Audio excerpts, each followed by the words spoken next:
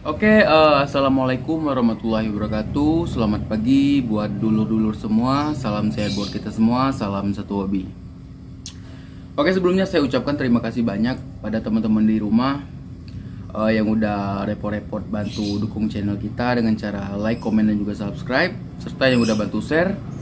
Sekali lagi saya ucapkan terima kasih banyak karena berkat dukungan teman-teman di rumah, saya jadi lebih bersemangat lagi untuk membuat video-video yang pastinya bermanfaat, teman-teman. Nah, di pagi hari ini saya lagi ngopi, teman-teman. Jangan lupa kita ngopi dulu biar lebih fokus lagi menyampaikan video-video yang bermanfaatnya. Mantap banget, Lur. Ini kopinya kita kasih sama durian, teman-teman. Kita cicip dulu duriannya, teman-teman. Mantap banget.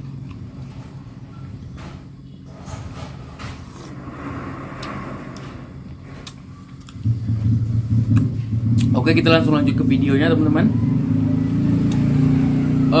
Di tema hari ini saya akan membahas keunggulan daripada getah kates, teman-teman. Nanti akan saya beritahu ke teman-teman di rumah apa saja keunggulan dari getah kates, khususnya untuk jalu ayam, teman-teman. Tapi di sini saya tidak mengajari teman-teman di rumah. Saya hanya berbagi sedikit ilmu pengetahuan, dan yang pasti di sini kita hanya sharing-sharing aja, teman-teman. Sebelum lanjut ke topik utama, saya ingin menjawab beberapa pertanyaan dari teman-teman di rumah. Dan yang pertama adalah apakah ayam yang bulunya masih muda, bulu sayap, itu bisa dibawa ke kalangan atau bisa digebrak atau tidak? Nah, perlu teman-teman ketahui, apabila bulu ayam itu lagi muda, posisinya lagi bulu muda, itu nggak boleh digebrak atau diadu, itu nggak boleh, teman-teman. Karena apa? Karena posisi bulu ayam yang seperti itu sangatlah sakit. Teman-teman pikir, apalagi ayam yang ngorak atau ayam yang ganti bulu, teman-teman. Nah, itu biasanya kalau dipegang ataupun ketemu orang pun dia ngerasa sakit, teman-teman. Nah, makanya ayam yang memiliki bulu muda itu nggak boleh digebrak, apalagi sampai dibawa ke kalangan, teman-teman. Nah, jadi biasanya itu bulu muda itu apabila ayam lawan mematuknya, biasanya dia akan berdarah, akan cepat berdarah, dan darahnya itu juga banyak, teman-teman. Dan perlu teman-teman ketahui, ayam yang memiliki bulu muda atau bulu sayap yang muda, semua bulu lah kira-kira, teman-teman, bulu ayamnya itu, dia memiliki tenaga yang tidak full, teman-teman. Itu perlu teman-teman ketahui juga. Apabila posisi ayam yang lagi mempunyai bulu muda, nah itu biasanya tidak memiliki tenaga yang full. Karena apa? Karena dia ingin mendorong bulu yang muda ini tadi. Nah, jadi itulah bagi teman-teman pemula ataupun yang senior. Nah, kalau ayam yang memiliki bulu muda itu tidak boleh kita gebrak atau kita bawa ke kalangan, itu tidak boleh. Takutnya kenapa? Takutnya ayamnya lari di atas angin, teman-teman. Itulah penjelasan untuk ayam yang mempunyai bulu muda boleh dibawa ke kalangan atau tidak. Jawabannya tidak, karena takutnya ayamnya kabur di atas angin karena dipukul tidak tahan, karena mempunyai bulu yang muda. Itu untuk pertanyaan yang pertama. Dan kita lanjut ke pertanyaan yang kedua, teman-teman. Nah, untuk pertanyaan yang kedua adalah apa penyebab ayam dadanya bengkok, dan apakah ayam yang mempunyai dada bengkok ini bisa dipakai atau tidak? Nah, di sini saya menjelaskan sedikit, teman-teman. Apa sih penyebab dada ayam itu bisa menjadi bengkok? Nah, yang pertama adalah itu biasanya faktor keturunan. Apabila pacek ataupun maceknya itu dadanya bengkok, nah biasanya itu turun sama anak-anaknya. Anak-anaknya juga biasanya menuruti antara gen pacek dan juga maceknya, teman-teman. Perlu teman-teman di rumah ketahui bahwasanya dada bengkok ini penyebab utama adalah itu faktor keturunan, yaitu gen dari pacek ataupun maceknya tadi, teman-teman. Nah, yang kedua biasanya ayam ini sering bertengger. Waktu masih kecil dia sering bertengger. Nah, itulah yang membuat juga dada ayam itu menjadi bengkok. Dia sering bertengger, tenggerannya juga salah, Nah, itu membuat dadanya itu, tulang dadanya itu menjadi bengkok. Nah, kalau untuk masalah bisa dipakai atau tidak, nah itu tergantung terah dari teman-teman di rumah. Tergantung dari terahnya. Terahnya dari terah jawara atau tidak, terahnya jelas atau tidak. Tidak sedikit ayam yang memiliki dada bengkok itu ayam yang menang-menangan, teman-teman, atau ayam yang jawara. Nah, perlu teman-teman ketahui, meskipun dadanya bengkok, kenapa ayam ini jarang dipakai orang? Karena banyak beberapa orang atau beberapa boto mempercayai bahwasanya ayam yang mempunyai dada bengkok ini tidak bisa dipakai. Padahal kenyataannya, meskipun dadanya bengkok, dia mampu menang di bawah satu air. Nah, itulah mengapa di sini saya ingin memberi sedikit ilmu pengetahuan, ingin sharing-sharing ke teman-teman di rumah. Itu karena apa? Karena agar teman-teman di rumah bisa tahu lebih, agar teman-teman tidak terkecoh lagi bahwasanya ayam yang mempunyai dada bengkok ini kenyataannya bisa dipakai, teman-teman. Jadi buat teman-teman yang punya dada bengkok, teman-teman harus tahu silsilah ayam ini terlebih dahulu. Apakah ayam ini berasal dari terah jawara atau berasal dari terah yang bukan terah jawara, teman-teman. Nah, jadi teman-teman harus benar-benar memperhatikan agar teman-teman bisa memelihara ayam ini dengan baik. Yang merusak nama daripada dada ayam yang bengkok ini atau tulang ayam yang bengkok ini adalah karena kebanyakan orang-orang yang mempunyai dada ayam yang bengkok itu banyak tidak tahu terahnya, teman-teman, atau tidak tahu silsilahnya. Silsilahnya tidak tahu, asal ayam ini dari mana tidak tahu.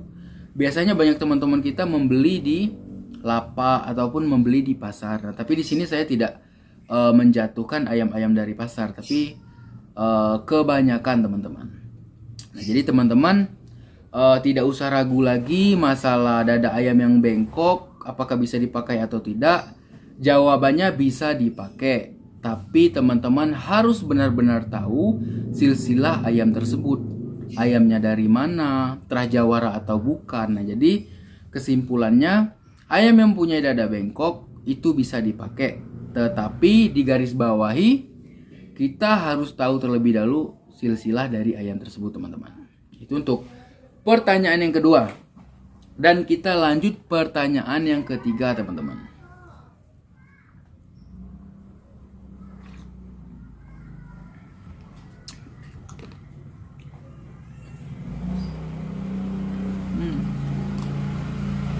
Oke, saya akan menjawab pertanyaan yang ketiga, teman-teman. Pertanyaan ketiga yaitu bagaimana cara menggebrak ayam muda? Nah, jadi di sini saya akan memberikan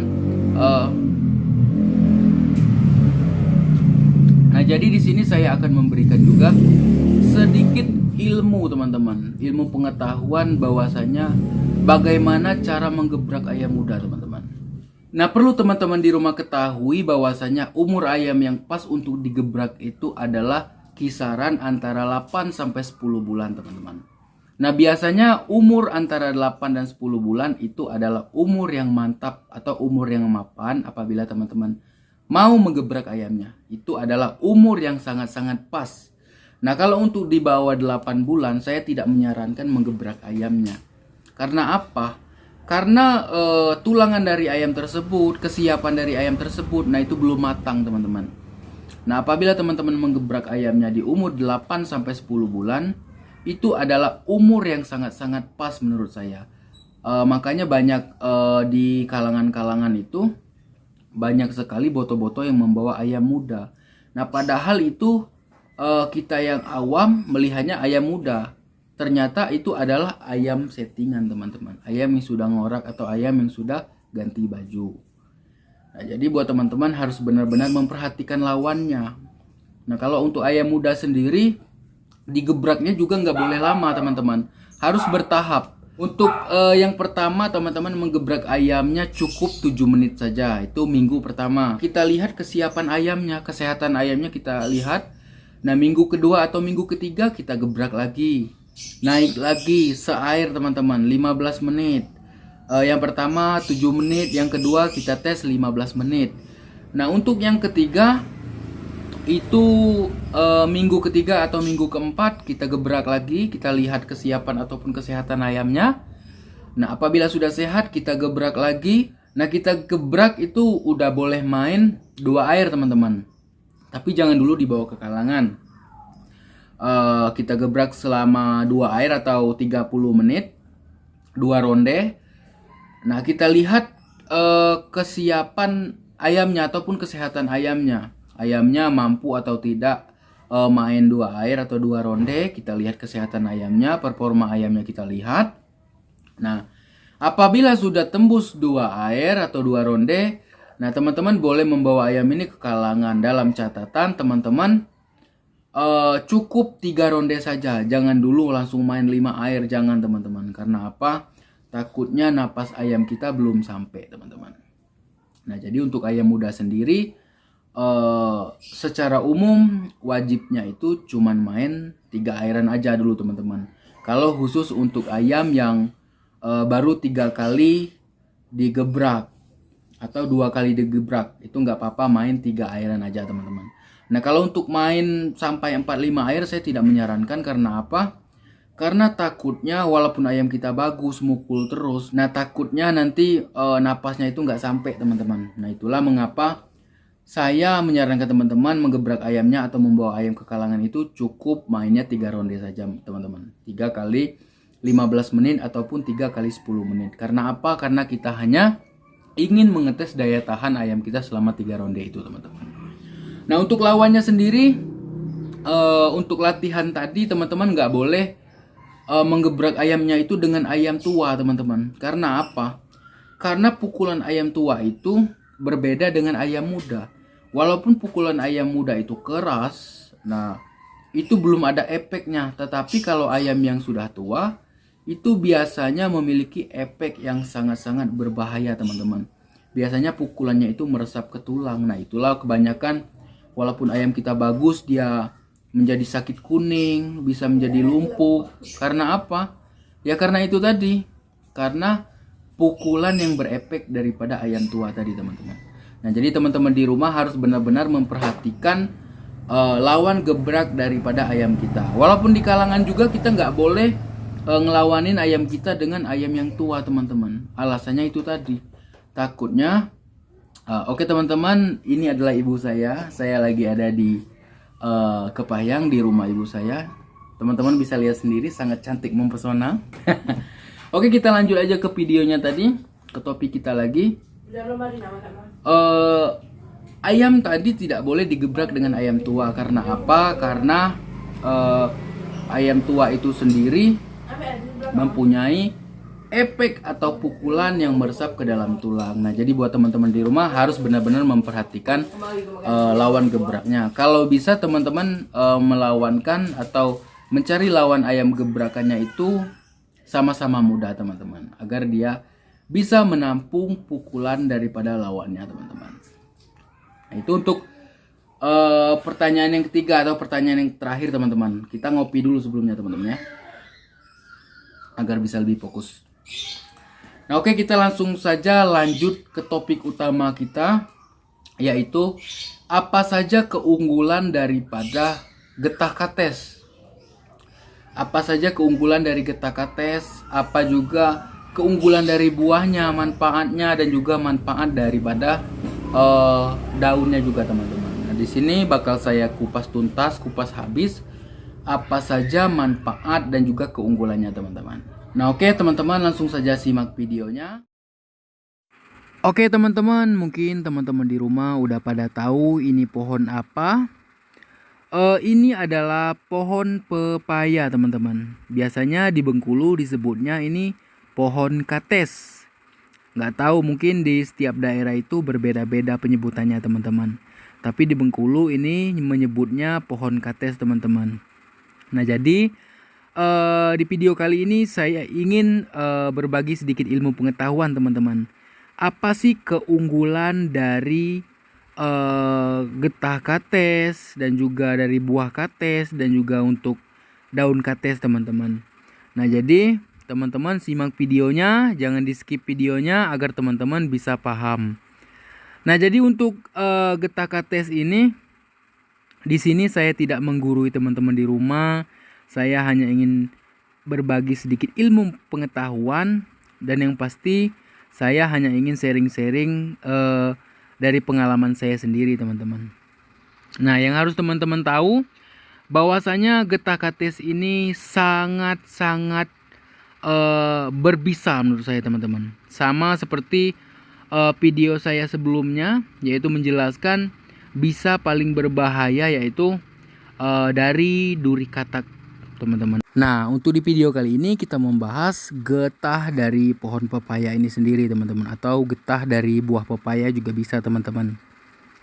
Nah, yang pastinya getah dari buah pepaya ini sangat berbahaya bila kita letakkan di kaki ayam ataupun di jalu ayam, teman-teman.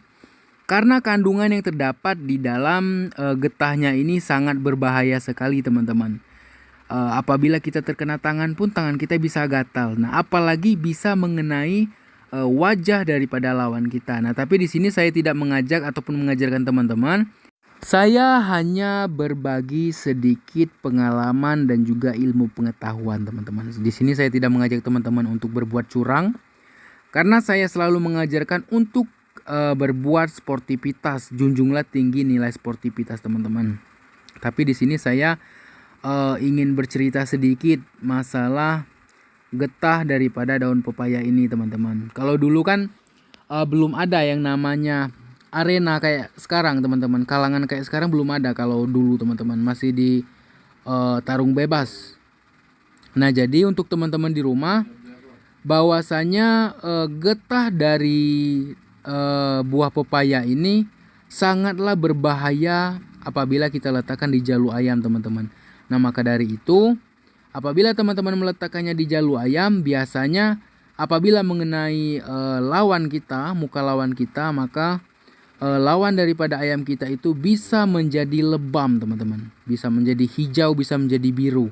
Lebamnya itu tidak wajar, teman-teman. Nah, jadi untuk teman-teman di rumah, di sini saya tidak anjurkan. Sekali lagi saya tidak anjurkan teman-teman mencobanya di rumah. Saya tidak anjurkan. Ini saya hanya berbagi sharing-sharing saja, teman-teman. Hanya berbagi sedikit ilmu pengetahuan. Dan kalau untuk daunnya sendiri ini bermanfaat untuk menambah nafsu makan ayam, teman-teman. Nah, apabila ayam teman-teman di rumah kurang nafsu makan, sangat saya anjurkan sekali, sangat saya sarankan sekali untuk teman-teman di rumah memberikan daun dari pepaya ini sendiri, teman-teman. Karena saya telah membuktikan sendiri, apabila ayam kita itu kurang nafsu makan, sangat baik sekali diberikan daun pepaya ini, teman-teman. Nah, untuk pemberiannya sendiri, teman-teman bisa mengeringkan daun pepaya ini, dan juga bisa juga teman-teman berikan langsung, nggak apa-apa, teman-teman. Kalau mau lebih awetnya, teman-teman bisa jadiin bubuk daun pepayanya ini, teman-teman. Nah, jadi buat teman-teman, itulah segelintir keunggulan daripada getah dari pohon pepaya ini, teman-teman. Nah, jadi buat teman-teman pintar-pintarlah mengambil kesimpulan. Karena di sini adalah wadah kita untuk sharing-sharing berbagi ilmu pengetahuan seputaran ayam aduan, teman-teman.